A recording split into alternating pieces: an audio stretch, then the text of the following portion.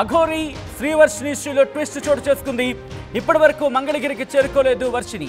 3 రోజుల క్రితం వర్షిని అఘోరి దగ్గర నుంచి లాక్కెళ్లారు సోదరులు హర్ష, విష్ణు. వర్షిని మిస్సింగ్ వెనుక విష్ణు ఉన్నాడంటున్నది అఘోరి. వర్షిని కుటుంబంతో విష్ణు డ్రామాలు ఆడుతున్నారంటూ విష్ణుపై నిఘా పెట్టి కేసు నమోదు చేయాలంటూ కూడా చెప్పుకొస్తున్న ఆమె శ్రీవర్షిని క్షేమంగా ఇంటికి చేరుకోవాలంటూ చెప్పిన సందర్భం. ఈ నేపథ్యంలో ఆ రోజు మరి ముఖ్యంగా గుజరాత్ లో ఏం జరిగిందో విజువల్స్ మీరు చూడడం జరుగుతోంది. సో ఇటువంటి నేపథ్యంలో దాదాపుగా ఇప్పుడు శ్రీవర్షిని ఎక్కడ ఉంది అనే క్వశ్చన్ రైస్ అవుతోంది. ఇందుకే శ్రీవర్షిని మంగళగిరికి చేరుకున్న పరిస్థితి ఉందా, తల్లిదండ్రులకు చేరుకుంటోందా? గుజరాత్లో ఇటువంటి కోణంలో అనేక క్వశ్చన్స్ రైస్ అవుతున్నాయి. శ్రీవర్షిని ఎక్కడ ఉంది, ఏం చేస్తోంది, ఎప్పుడు ఎక్కడ ఎలా తీసుకువెళ్ళడం జరిగింది, గుంటూరుకి తీసుకువెళ్తారు అనుకున్న నేపథ్యంలో ప్రస్తుతం గుంటూరుకి చేరుకుంటోందా, తల్లిదండ్రుల దగ్గరికి చేరుకునే అవకాశం ఉందా? ఇదే అంశానికి సంబంధించి అనేక క్వశ్చన్స్ రైస్ అవుతున్నాయి. మరి అఘోరి వర్షన్ ఏంటి, అఘోరి ఏమంటోంది తెలుసుకునే ప్రయత్నం చేద్దాం. మనతో పాటు లైవ్ లో జాయిన్ అవుతోంది అఘోరి. అఘోరి దగ్గరికి వెళ్ళే ప్రయత్నం చేస్తున్నాను. అఘోరి గారు, మాట వినిపిస్తోందండి? హలో హలో అఘోరి గారు, నా మాట వినిపిస్తుందా మీకు? వినిపిస్తున్నానా? హర హర మహాదేవ్, జై శ్రీ మహాకాల్. అఘోరి గారు, ప్రస్తుతం శ్రీవర్షిని కనిపించడం లేదు అనే చర్చ జోరందుకుంటోంది. ఏం జరుగుంటుందని అనుకుంటున్నారు మీరు? తెలియదు నాన్న. ఇప్పుడు నేనైతే, మీరు ప్రజలందరూ చూడండి, నేనైతే అక్కడ లేను. నా దగ్గరికి వెళ్ళి వాళ్ళ సొంత అన్న వచ్చిన తర్వాత నేను పంపించేశాను. ఓకేనా? వాళ్ళు వచ్చిన తర్వాత నేను హరిశ్చంద్ర ఘాట్ లో నేను 11 గంటల నుండి నైట్ తెల్లారుజామున 4 గంటల వరకు నాకు సాధన ఉంటది. ఇది 3వ రోజు కాశీలో ఉన్నాను. నేను కాశీలో ఉన్నాను. నేను నా సాధనకు, నేను నా లోక కళ్యాణం గురించి నేను వచ్చాను. నాది నేను చేసుకుంటున్నాను. నా దగ్గరికి వెళ్ళి తీసుకెళ్ళిన తర్వాత ఫస్ట్ వాళ్ళు చేయాల్సిన పని పోలీసు వాళ్ళ దగ్గరికి పంపించాలి, తర్వాత వాళ్ళ అమ్మ నాన్న దగ్గరికి చేర్చాలి. కానీ ఎక్కడ చేర్చకుండా ఎందుకు తిరుగుతున్నారు? ఇంకేమన్నా నిందలు వేయడానికా, లేకుంటే ఇంకేమన్నా చేయడానికా? ఆ ఆడపిల్ల మీద ఈ విష్ణు అనే వ్యక్తి వాళ్ళ ఫ్యామిలీతో ఎందుకు ఇంతగానం ఆడుకుంటుండు? ఎందుకు ఇప్పటిదాకా ఇంటికి తీసుకెళ్ళలేదు? ఇప్పుడు ప్రజలందరూ నన్ను విమర్శిస్తూ ఆడపిల్లని పంపించాలి అనేవాళ్ళు క్షేమంగా ఇంటికి తీసుకెళ్లకుండా ఎక్కడెక్కడో తిరుగుతున్నా అతని దురుద్దేశం ఏంటిది? ఆ ఆడపిల్ల నాతోని పంచుకున్న మాటలు నాకు ఇప్పటికీ కన్నీటి బొట్టు వస్తుంది. ఆడపిల్లల గురించే కానీ పోరాడేది. ఏమంది మీతోని? ఆమె చిన్నప్పటి నుండి, ఆమెకు ఎప్పుడైతే 10th అయిపోయిందో అప్పటి నుండి ఆమె పడ్డ కష్టాలని నాతో చెప్పుకుంది. నరకయాత్ర అనుభవించి ఎవరు ఎన్ని దెబ్బలు తిని ఏమేమి అనుభవించుతో అది నాతో పంచుకుంది.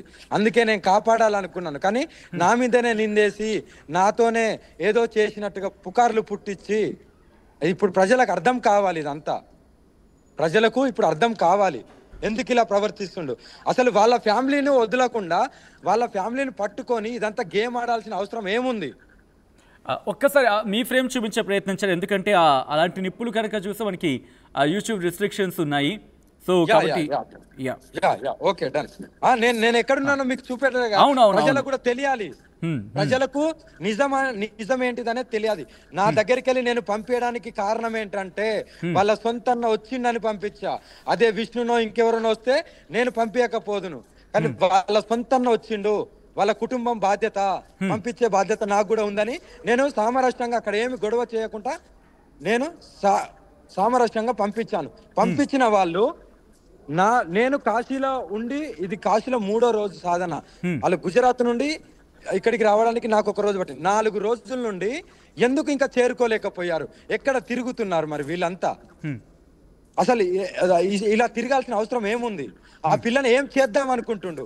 ఆ పిల్ల గురించి, వాళ్ళ కుటుంబం గురించి ఈ విష్ణు అనే వ్యక్తి ఎందుకు అంత తాపత్రయపడుతుండు? ఎందుకు వదలలేకపోతుండు వాళ్ళ కుటుంబాన్ని? ఈ విష్ణు అనేవాడు కిరాయి ఇంట్లో ఉండి వాళ్ళ తల్లిదండ్రిని ఈ ఆడపిల్ల మీద ఏదైనా ఉద్దేశం ఉందా, లేకుంటే ఈ ఆడపిల్ల జీవితాన్ని నాశనం చేద్దాం అనుకుంటుండా ఏంటిది? నేను ఎందుకు ఈ మాటలు అంటున్నా అంటే, ఆడపిల్ల నాకు చెప్పిన ఆ విషయాలు నేను బయటికి చెప్పలేను. నా బిడ్డ చెప్పి నన్ను నమ్మి నా దగ్గరికి వచ్చింది. కానీ నా మీద ఎన్ని నిందలు వచ్చినా నేను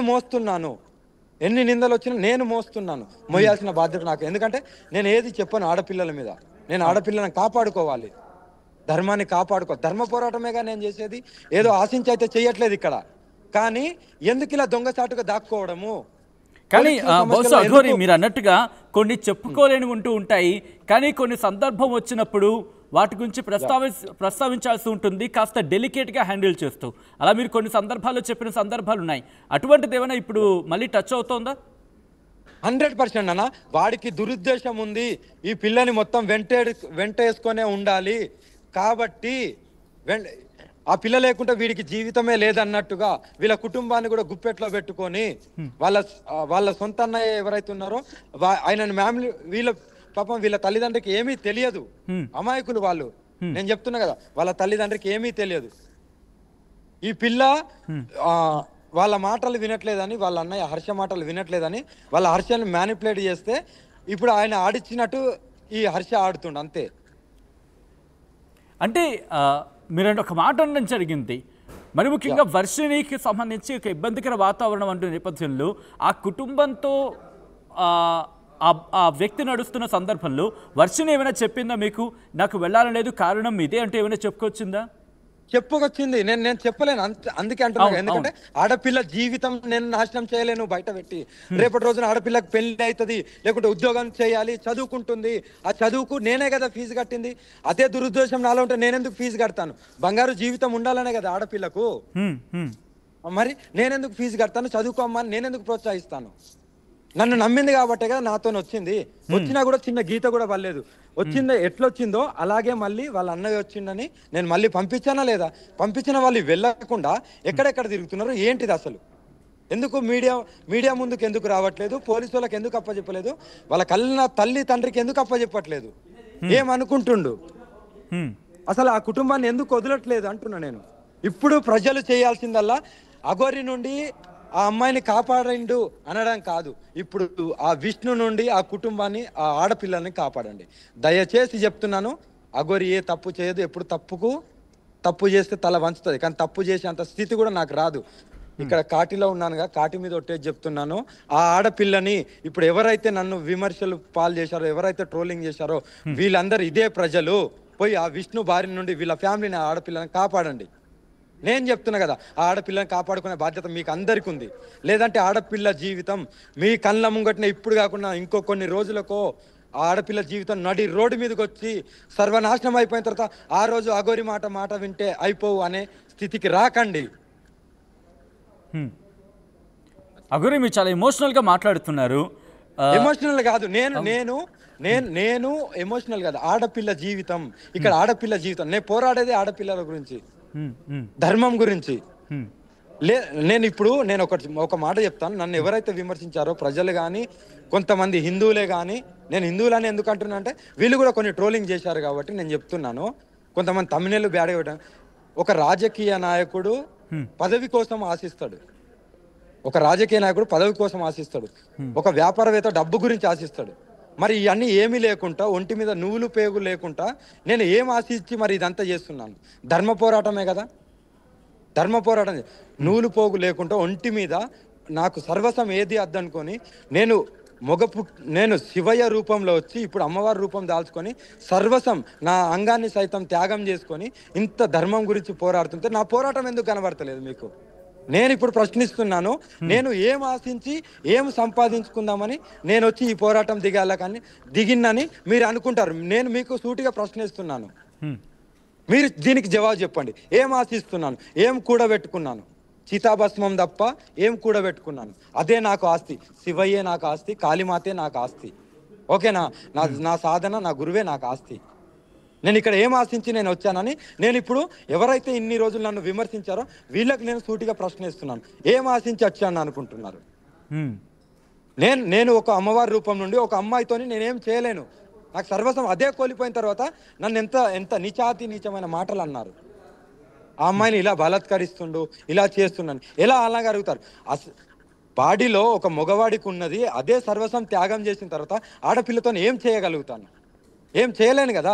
సర్వస్వం కామమే వద్దనుకున్నప్పుడు, అదే అంగమే వద్దనుకున్నప్పుడు, అమ్మవారి రూపం దాల్చుకున్నప్పుడు ఏం చేయగలుగుతాను? ఆమెను ప్రొటెక్షన్ చేసిన, ఆ దుర్మార్గుడి నుండి వాళ్ళ ఫ్యామిలీని కాపాడదాం అనుకున్నా.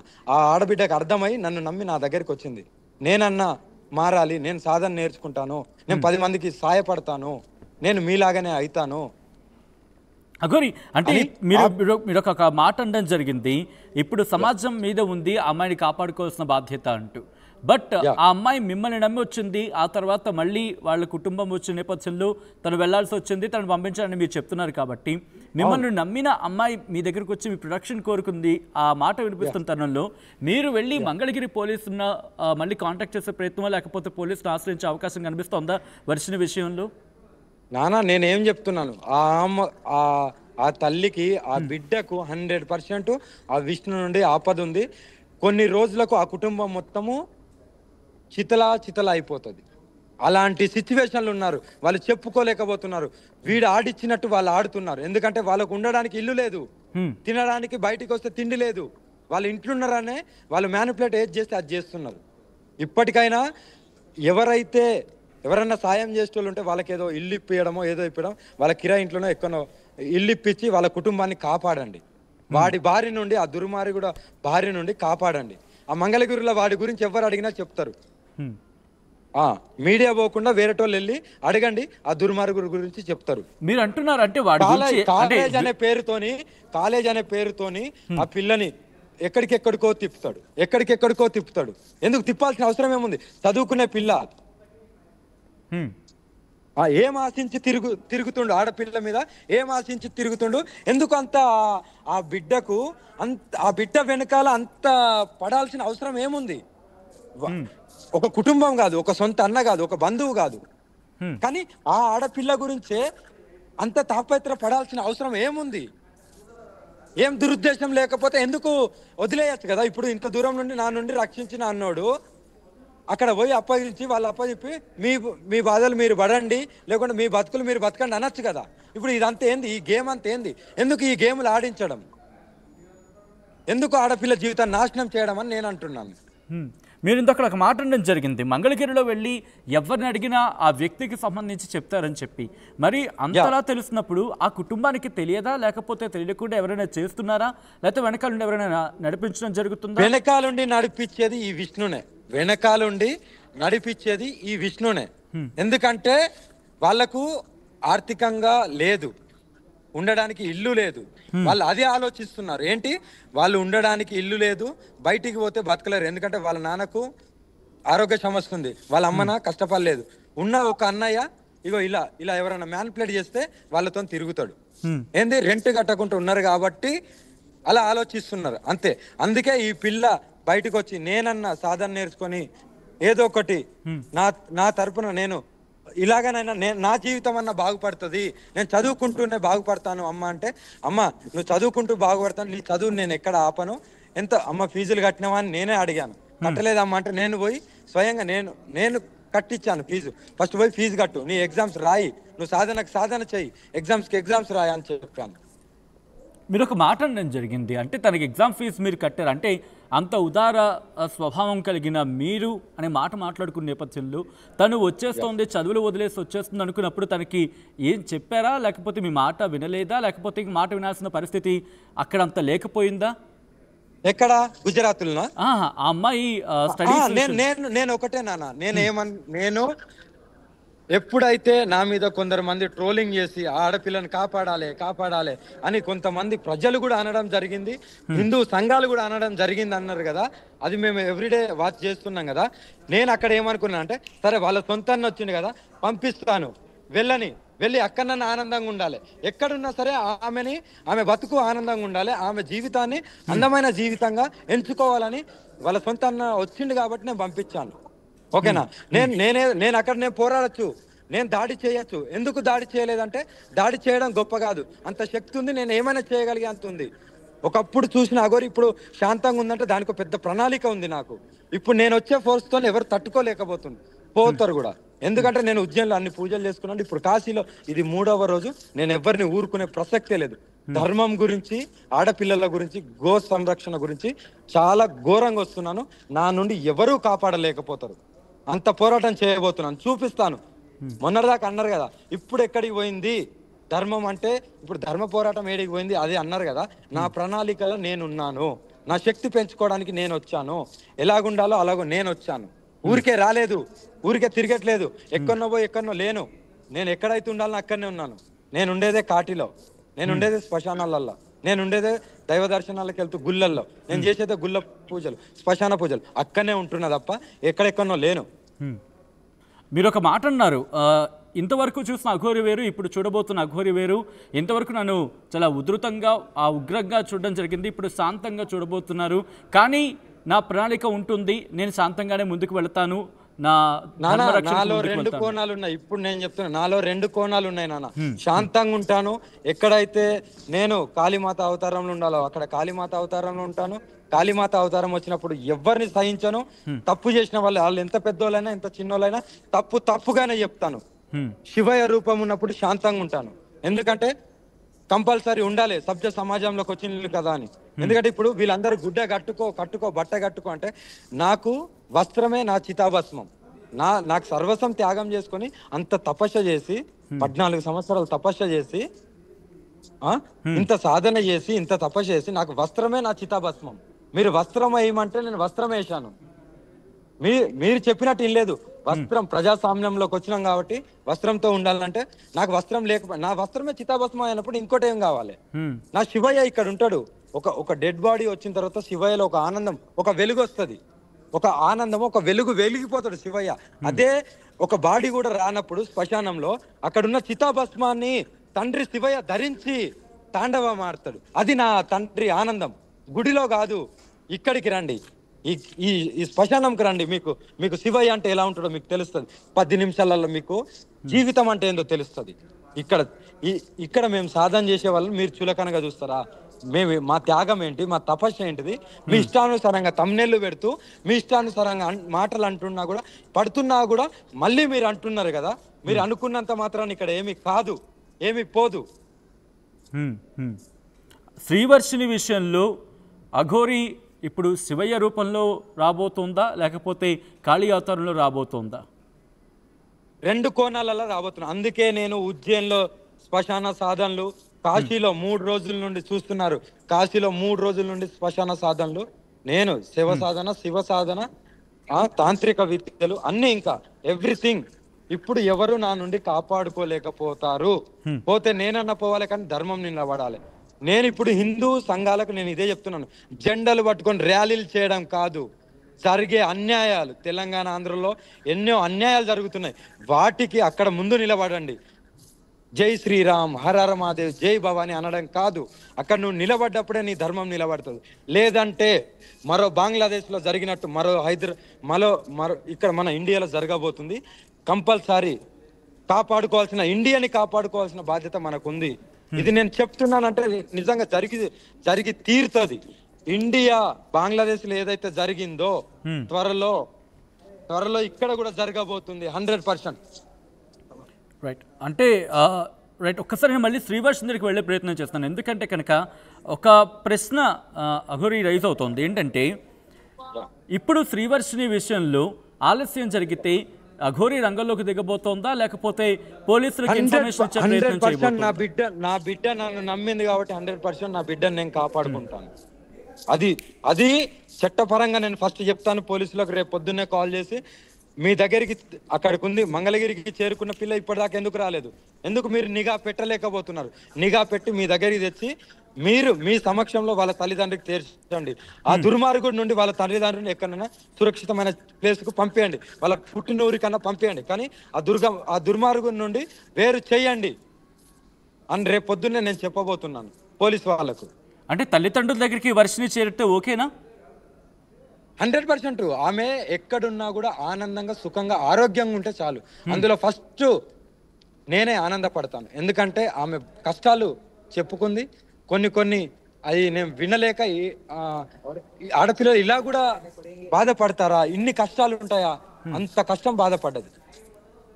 గత 8 years నుండి ఎన్ని అవమానాలు, ఎంత ఏం చేసింది, ఎంత సాక్రిఫైస్ చేసింది అనేది నాకు తెలుసు. ఆమె మాటలలో నాకు తెలుసు. అందుకే కాపాడుకుందాము అని నా వెంట వస్తా అంటే రమ్మన్నా. నా వెంట ఎవరు రావడానికి సాహసం కూడా చేయలేదు. నేను కూడా ఎవరిని కూడా తీసుకెళ్ళను. ఎంతో మంది వస్తా అన్నా కూడా నేను ఎవరికన్నా దీక్ష ఇయ్యాలంటే వాళ్ళకు గురు మంత్రం ఇచ్చి ఇంట్లోనే చేసుకోండి, ఇంట్లోనే ఉండండి అని చెప్తాను తప్ప, మీ కుటుంబంతోనే ఉండండి అని చెప్తాను తప్ప. ఇప్పుడు నేను ఇచ్చిన వాళ్ళందరూ ఇళ్లలో ఉన్నారు, వాళ్ళ ఫ్యామిలీతో ఉన్నారు. కానీ ఫస్ట్ టైం ఒక అమ్మాయి, ఒక ఆడపిల్ల ఆమె నా దగ్గరికి వచ్చి నాతో ట్రావెల్ చేసింది కాబట్టి నేను ఆమెను కాపాడుకోవాలని చూశాను. ఏదో దురుద్దేశంతో కాదు. కానీ ప్రజలు, హిందువులు కూడా అలా ఆలోచించారంటే అర్థం చేసుకోవాల్సింది ఇక్కడ హిందువులే. ధర్మం ఎటుపోతుంది, ఆడపిల్లలు ఏమైపోతున్నారు. ప్రపంచంలో ఏ మూల ఏ క్షణం ఏం జరుగుతుందో వేగంగా తెలుసుకోవడానికి తొలి వెలుగు వాట్సాప్ ఛానల్ని ఫాలో చేయండి.